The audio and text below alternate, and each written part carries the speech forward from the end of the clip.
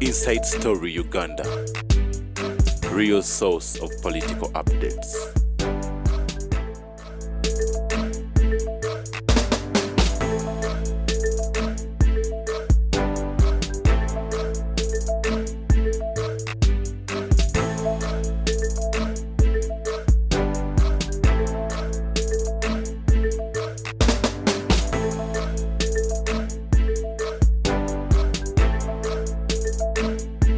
Inside Story Uganda.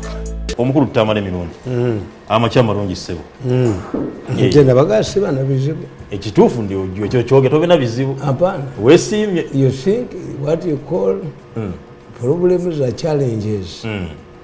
Katonda yatutonda tukonkalinga ensi. Kakati ogamba otya nti ate Katonda amagezi ge yakuwa tugakozeseza tukonka. It means gwe obwongo bwe butakola gwe munafu ebintu bingi zembasekerera toyinza kugamba nti mukuza freedom day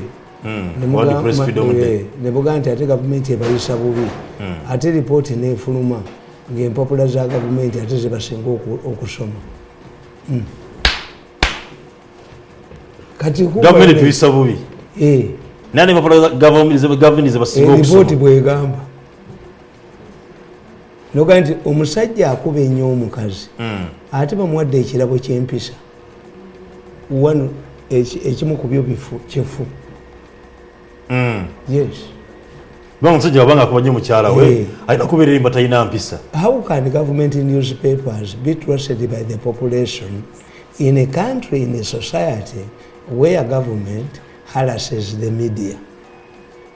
Kati eyawandiise report ayagala kupromotinga mpapula obwongo bwe tebumubuulira akiri nti ate otta kino tosobola kufuna byombi naalongo tabeera vagini yes tebaita kati eddagala likolebwa na vagin timuyite Mukama Mirundi kakati byo awe wewali problemu yammwe. In my opinion nawandika nze mpandiise kuba nalowooza nja kufa mangu nempandika ebitabo bingi. I wrote about the history of media. Bakagula nnyo mu institutions ezisomesa abamawulire. Kakati ekibakola obubi mu Uganda kyekyo nti tukujajingira ku ki. A former president of Uganda Journalists Association, Kagolo, died. How have you treated Kagolo's story? This is not a government. Okay, you can involve the while deal is connected to government. Have you seen motoka ya Kagolo eyatomedde gate? Nedda. Wagirabyeyo? Gate gyeyatomedde wagirabyeyo? No. Omulambo gwa Kagolo gwe tegatwaliddwako mu postmortem nga gutegebwa ku pick up. Gwatwaliddwa. Anti ekifaananyi kiriruddewo. We gwagudde. So if I can judge you, if it was somebody else, by MAFYA mwe interest to embarrass government, you would see where is Kagolo's vehicle that knocked a gate? Where is Kagolo's corpse where it lay? Nti bamukuba amasasi yagwa wano abantu bakuŋŋaana nga balaba omulambo gwa Kagolo. Byante byalabiseeko. Gate gye yatomera eriwa. Kakati it means is not media freedom. Government gave you the freedom which has been captured by the mafia gang. I always say the problem of media in Uganda is not a government, the mafia. This is not a media in Uganda. If I can describe a media, Uganda's print media is a channel, is under the total armpit of the mafias. I can sigirwanirira mukulu Tamale gwenga ego yaliko munnamawulire era amaze ebbanga omulimu gwo neeno oba is it oyanukudde kyegambye this day is it worth celebrating kyenkubuulira yes kubanga why do we have mulabye buli tukola celebrating Police Freedom Day they list a countries that infringe on media freedom. Is Uganda listed? Do we have a single journalist languishing in prison who has been assassinated for doing good journalistic work? Anti-violation of yes. Do you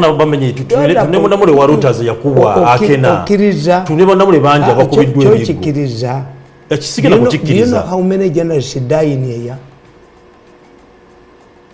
Get the statistics.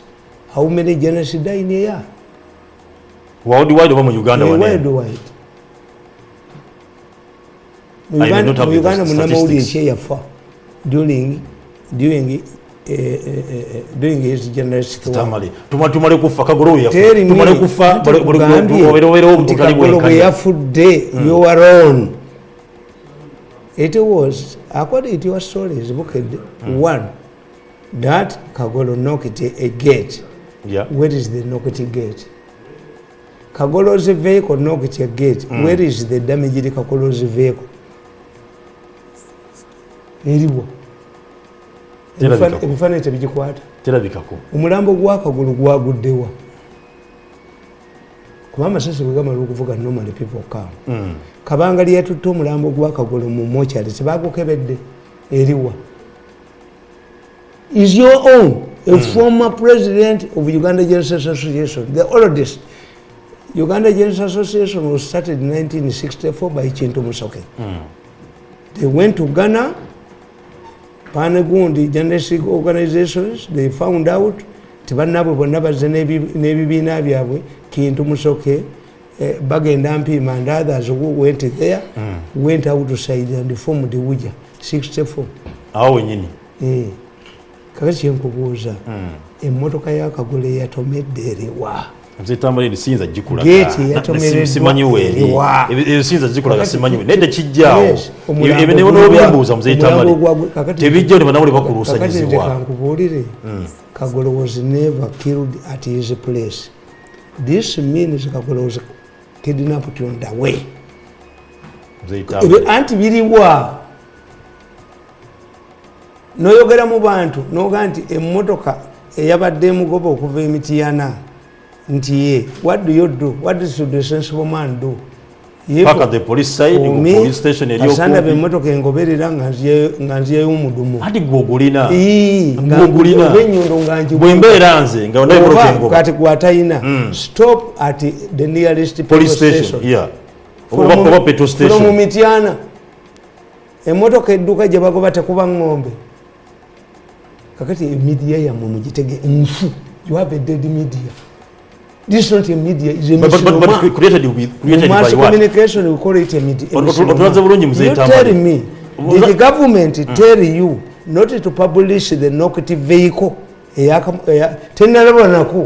don't even know in which vehicle Kagolo was traveling. And the government in and I'm asking you, has the government prevented you from publishing this? But what access to come to Gamba, Tebogeranga Chigambo Sita was Mumberwang. Bogeranga Museveni. Yes. Government teaching is Rabajikubirayu. Zimpeza Bana and Kaga, Murkaza government is never Jakuzo Hirai. But say, I don't believe in pretense. Kawaga Yashimi Yoji. Mukuzika kwa mugenzi mitwalo kinana bali family yafe ngetwale mitwalo kinana andike kajogo joga kwa muntu afudde olisi mitwalo kinana net the issue ya mwe you are highlighting nothing which means Museveni when he came era katabuka ngako singa bakalese nkulaga ti Museveni established a free media kubanga one of the benchmarks of judging democracy is a free media. Media yennyini ye eringa omulwadde guba wadde eddagala n'atalimira. So if he dies or she dies, does not blame the doctor. Government has created, I feel proud that I worked with the government that believed that we protect media freedom. Sure. Yes. Government protected media freedom. What you are saying because you are not trained. Abazungu batukola ekintu kibi. Nti because the Europeans to come to Uganda, they were responding to a letter, Mutesha's letter, to the Daily Telegraph. What do you get a katabo government kalimu? The issue of media in Uganda. The issue of media in Uganda. Kakati abazungu bwe bajja wano bategeera bajja bamanyi the power of the media. Okay. Unlike other professions, we did not have a training institute for journalists. Many people who joined the journalism joined it out of passion or out of anger. The veteran politicians, veteran journalists were never trained. In fact, we had a belief that a journalist is born, is not trained. We didn't have a training institute of journalists. There was a lawyers, medical doctors, but journalists had no, because it was believed journalists have training. Abazungu bali batamaze okutegeera a pen is mightier than the sword. Okay. Kakati ffe tetwafuna training. Era waliwo omu ku basajja abakulu wano yaswala yagamba nti alina diploma mu journalism nga yagijja Makerere University. Teriyo. It was after Museveni's coming that Makerere University introduced a degree course, mass communication. Mass communication and journalism are different. You cannot teach journalism when you don't have a newspaper or a radio station or TV. An institution must have those three elements. Because journalism is practical. Kakati tuina trained journalists. The 1995 statute recognized journalism as a profession at par with the law. Era bwogende Makerere, marks za law zifananiza mass communication. Nemba gwamba era etteeka terikola. Nabagamba the problem of journalists is because they are not trained to they are poor. If you have a conference of lawyers and you have a conference of doctors and you have a conference of journalists, the motoka zibeerawo mmeka. These are open indicators. Two, we don't have strong media institutions. Tetuzirina. Nti 1964 Daily Nation started in Kenya. In fact, we lwasomanga olupapula lw'amawulire emabega waalo kubeerako ABC, the Audit Bureau of Circulation. Tulina okuba nga tusaculating emiliyoni y'amawulire edde. Your largest circulating newspaper, I think, booked for entertainment, katusekemu. In a country of 40 million people, because in the printing press, in the newspaper business, the more copies you print, the less costly it becomes. It comes, yeah. Singa New Vision ekuba emitwala 2 egula siringi 3 oba 5. Your newspapers amawulire bagakubamu obuuma. Why? Kakati mmwe mubulaminga government, not government. Government put the food on the table, dining table. Naye mmwe ne balimu okulya. Temanyi kuliisa bijeeko. Mzee Tamale, government yone tugamba tulina freedom of speech. Naye weeri. Eri luddawa. Olumala okwogera. It is there ng'oyogera, but after speaking it is. I have never been arrested of a story. You. Kakande of New Vision has never arrested because of a story. This is my generation. But many have been arrested. Because you were mercenaries. This is a mercenary media. It's a mercenary media. Oba yowa oronu mujikwese story. Are we allowed access to it? Let me tell you. Who has prevented the Bukede or UBC okutulaga emotoka omwafiridde kagolowoze staff? Bukede and UBC byani. Tiwali. Byani. Tell us. Those are not government entities. Finally, Mzee Tamale, Bukede and UBC are government entities. Not to waste time. Kubanga nze tonsobola. That cigarettes, I started as a newspaper vendor. I ended up owning my own newspapers, and I've ended up as a spokesperson of the president. Yeah. And he interpreted 14 years. So I'm not a joke in this field. I know. I'm only in Gamani. I know. And I've written many books. I'm the most listened to person That's why they panic ne bajjako eno public ne balema kubanga nze manyi government takes advantage of your weaknesses. Many people fear to take him to court. Bagamba Kalisa between a 10 billion case against him. Kalisa na panicking and move kati siriddayo kakati nkugamba 10 billion case yali erirudda wetambulira ku nfudu. Is it moving on tortoise? Tiriyo. Kakati ekyokusatu nembagamba nti what you are complaining about amawulire galiga mirundi ebiri. If you fear because I challenged waliwo omusajja katabo kakano kenda wandeeka the history of media in Uganda nabagamba nti what you call harassment are just occupational hazards. You tell me when I was still in State House, I challenged a conference. It was sponsored by Australia to tell me where they buy tear gas that covers when it faces a journalist. Mzee Tamale, wachipin hazard zikumulimu. Yes. Embigo na jonga mwe batuni. Yes. So those are hazards.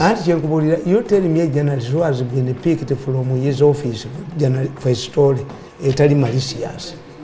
If you want organize, you erase a journalist. If you erase a journalist, you go to parliament where there is a press gallery, you go to court where there is a press gallery. But if you go to a fracas to cover riot, how can you cover riot with these huge cameras? Mzee Tamale katuva ku story hiyo. Ozogira ochogera lunye nti Mzee Museveni ekisinzo kumusumbuwa kwe kuba nti no tayina mawule baga muwamba ko. Nakugamba. Osogoliza ensonga enti mawule baga muwamba ko. Yes. Nibo nebikolebwa ayagala kuba nti ediza mawulire. Nedda. Fe butwaberera mu mawulire. Tokugamba. Produce me before court. Yes. Batutwala mu court. Batukwata. Do journalists diplomacy in their own country? No. Journalists enjoy freedom because they sign a covenant with the population. They give a platform to those the downtrodden. See a Temina covenant in abantu. Media were the forces state. That was advanced by a French scholar. If it is a forces state, let us see which state of the country does not have regulations. You are not responsible, you are not trained. Your problem is training. Your problem is to think that you are diplomats in your own country. Your problem is the poverty. And the problem, there is a new development of using journalism as a launching pad into politics. This is what I said in my book. Some journalists are actually politicians. They use the media as launching pads for political aspirations. At its inception, the Monitor had enormous public goodwill as a voice of the voiceless. Before starting it, the resignation of its directors from Okire topic had been prompted by an issue that concerned the ordinary person. As senior editors, they boldly stepped into rough showed about the king, the Kabaka. Abamonitor bajja ne goodwill. Bawandika story mu Okire topic nti Kabaka agoba abantu mu ttaka. Kintu musoke ba directors kintu musoke kirunda kivijje ne bidandi. We were looking for political officers. They could not antagonize Mengo. Ne babagoba. Balonchi ngolupapula lwa Monitor nga lwina goodwill. Ne baluzanyiramu. Okay. Yes, baluzanyiramu. Ne mbagamba ekyokubiri ekyonoonya amawulire gammwe. Nti tulina checkbook journalism. Kakati mbagamba ono ekyokubiri. Media and opposition politics. A pertinent question today is, in absence of political pluralism, should the media take the position of the opposition? In America, scholars say yes.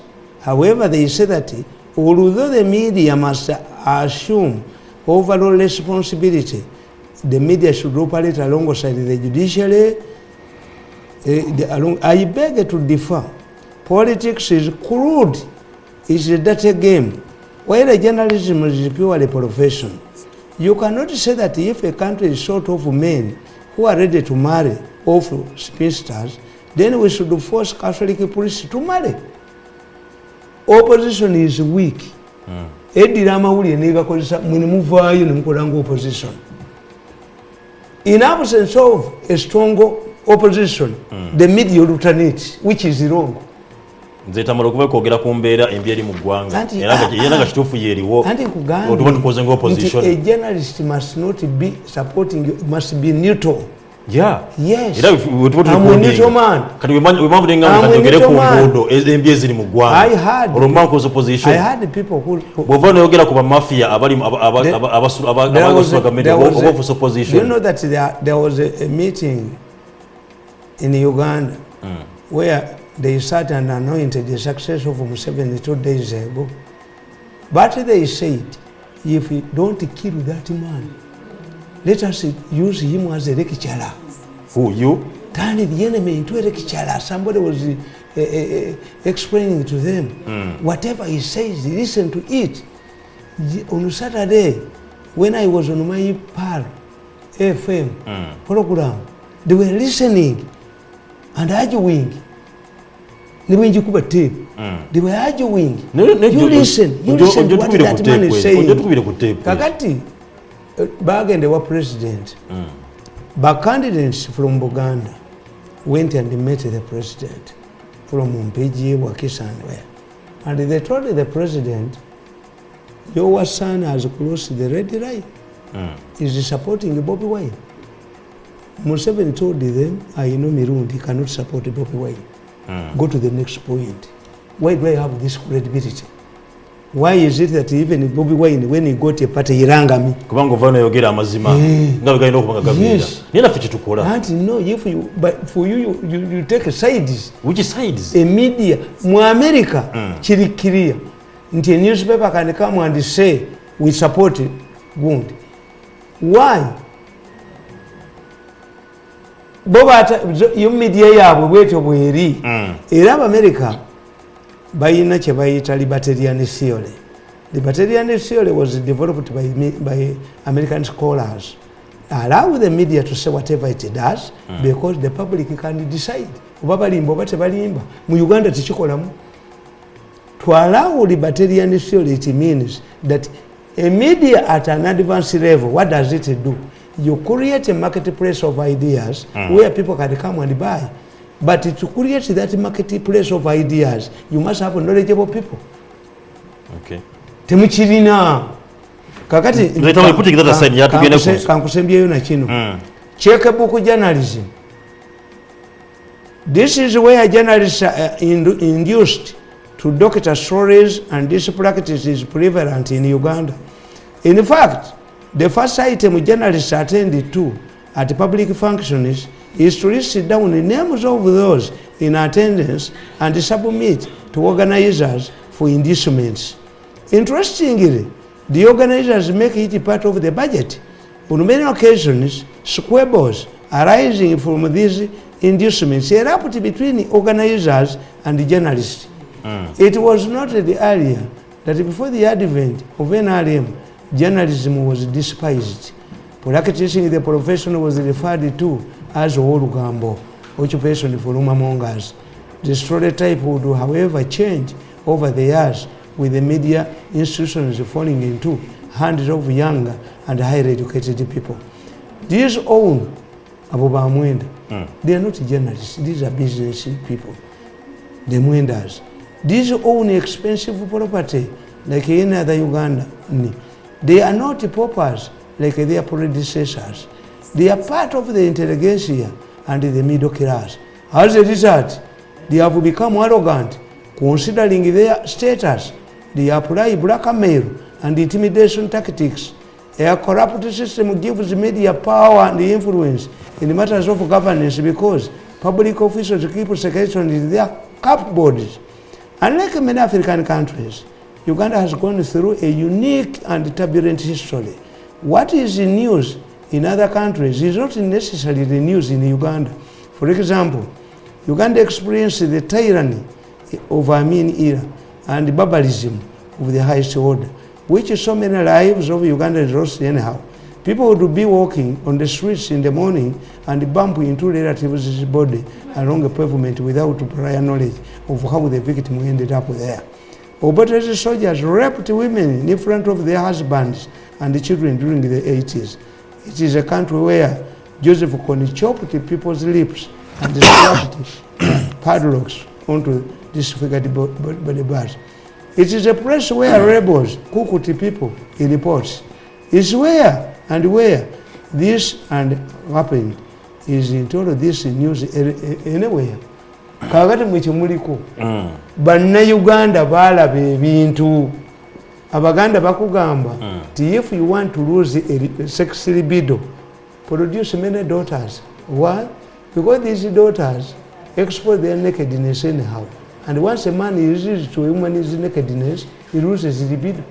Kakati nammwe banna Uganda balabako abateereddwa mu Uganda okuba mu sitole n'ogamba nti nsi ki gy'olaba mu sitole nti a minister of internal affairs comes to parliament and reads a list of people detained who have never been produced to court when the constitution provides for 24 hours and they don't change the law.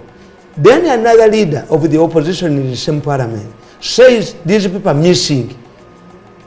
It is Uganda. And it does not make a headline.